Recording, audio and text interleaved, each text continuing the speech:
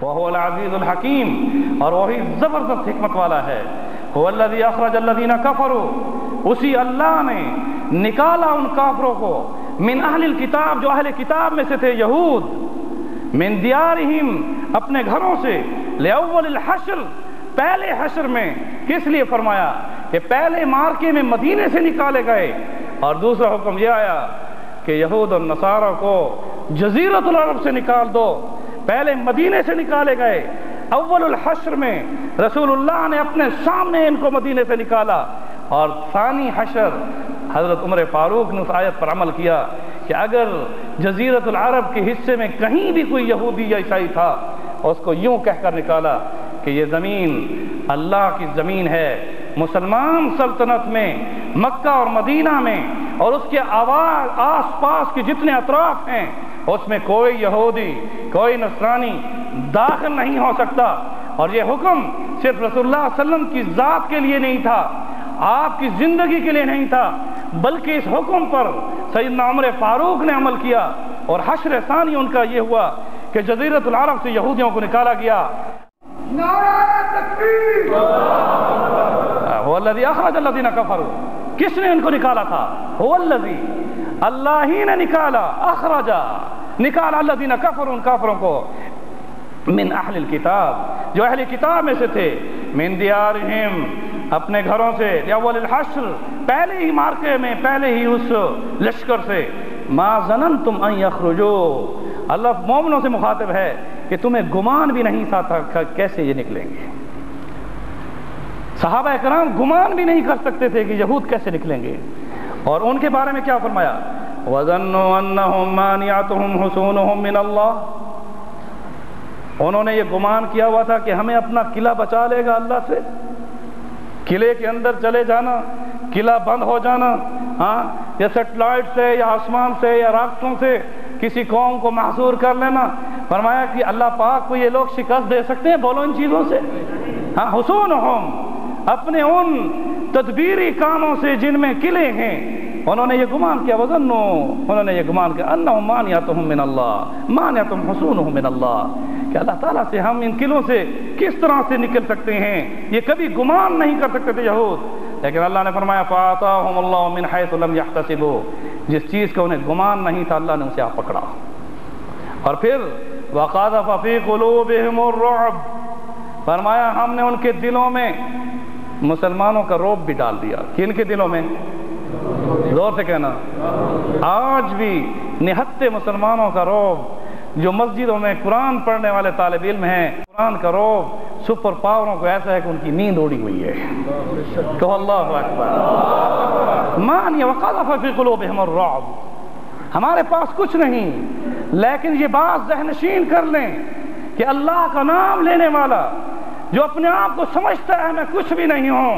مگر اللہ اتنی بڑی قوت والے ہیں کہ اپنے اس بندے کا رعب بھی کافروں کے دلوں میں ڈال دیتے ہیں۔ رعب ہے یا نہیں مسلمان؟ اس کا کوئی رعب نہیں۔ جتنے مسلمانوں میں کمزور مسلمان ہیں ان کا کوئی رعب نہیں ہے۔ اگر رعب کافروں کے دلوں میں ہے تو کس کا ہے بولو؟ مجاہد کا ہے، ایک عالم کا ہے، ایک حق گو عالم کا ہے۔ اس طرح سے دعوت و تبلیغ میں کام کرنے والوں کا ہے، وہ سمجھتے ہیں یہی لوگ ہیں جو کہ چنگاری ہیں اور آگ پھر بعد میں جو ہے اس سے ہوتی ہے۔ بہرحال میرے دوست اور بزرگوں، یہاں رب ذوالجلال فرماتے ہیں کہ یہ چیز کہ ان کے باغوں کو آگ لگائی گئی اور ان کو مدینے سے نکالا گیا، کہیں دل میں تم یہ نہ لاؤ کہ اسلام کا یہ سخت حکم تھا۔ ذالک بانہم شاقوا اللہ ورسولہ، سبب اس کے کہ یہ لوگ تھے جو اللہ اور اس کے رسول کے مخالف، اللہ اور اس کے رسول کی مخالفت کی وجہ سے۔ اور یہ یاد رکھیں وَمَن يُشَاقِ اللَّهَ فَإِنَّ اللَّهَ شَدِيدُ الْعِقَابِ، اور جو اللہ کا دشمن ہے اس کے لیے اللہ نے سخت ترین عذاب بنا رکھا ہے، اس کی پکڑ بہت سخت ہے۔ إِنَّ بَطْشَ رَبِّكَ لَشَدِيدٌ، اور اسی میں اللہ تعالیٰ فرماتے ہیں کہ اس میں ہم نے ان کے لیے آگ رکھی ہے، اور پھر وَلَهُمْ فِي الْآخِرَةِ عَذَابُ النَّارِ، اور ہمیشہ کی آگ جس میں وہ اس کے اندر ڈالے جائیں گے۔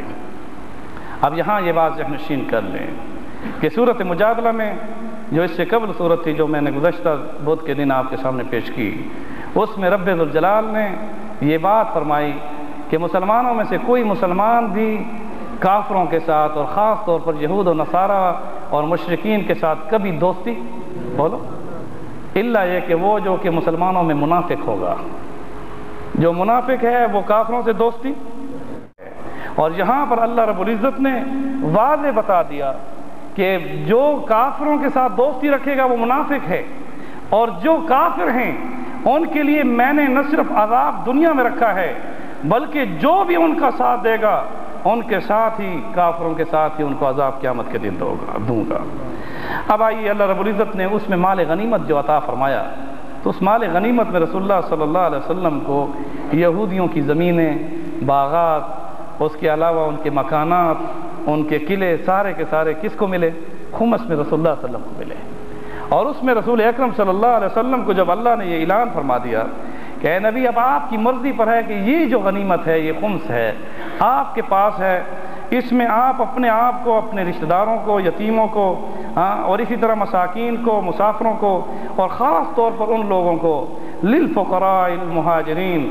جو کہ مسکین ہجرت کرنے والے مہاجرین صحابہ ہیں، الذین اخرجوا من دیارہم جنہوں نے اپنے گھروں کو چھوڑا، واموالہم اپنے مالوں کو، یبتغون فضلا من اللہ ورضوانا، اس صرف اور صرف اسی پاداش میں کہ وہ اللہ کے فضل کو اور اس کی رضا کو ڈھونڈنا چاہتے تھے، وینصرون اللہ ورسولہ، اور انہوں نے اللہ اور اس کے رسول کی مدد کی، یعنی نہتے ہونے کے باوجود مکان بھی چھوڑا، مال بھی چھوڑ کر آئے، اللہ کی رضا کے طالب تھے، وینصرون اللہ ورسولہ، پھر بھی اللہ فرما رہے ہیں کہ جو جان لے کر آئے تھے انہوں نے اللہ اور اس کے رسول کے ساتھ اپنی جان کو نصرت میں پیش کیا۔ ان کے لیے حضور کو حکم ہوا کہ آپ ان یہودیوں کی جتنی بھی جائیدادیں ہیں ان مہاجرین میں تقسیم کریں۔ اسی پر رسول اکرم صلی اللہ علیہ وسلم نے انصار سے مخاطب کیا،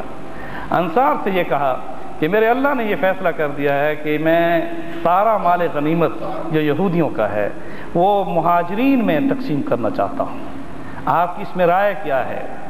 اس پر سعد بن معاذ رضی اللہ تعالیٰ عنہ جو انصار صحابہ کے قبیلہ اوس کے سردار تھے، انہوں نے کھڑے ہو کر جواب میں کہا یا رسول اللہ صلی اللہ علیہ وسلم، نہ صرف ہم اللہ کے حکم کی تائید کرتے ہیں بلکہ اب ہم یہ بھی کہیں گے کہ جو ہم نے انہیں اپنے مال میں سے حصہ دیا ہوا ہے اپنے مکانوں میں وہ بھی وہ نہ چھوڑیں، کیونکہ ہم چاہتے ہیں کہ ان کی قربت ہمیں بھی حاصل رہے۔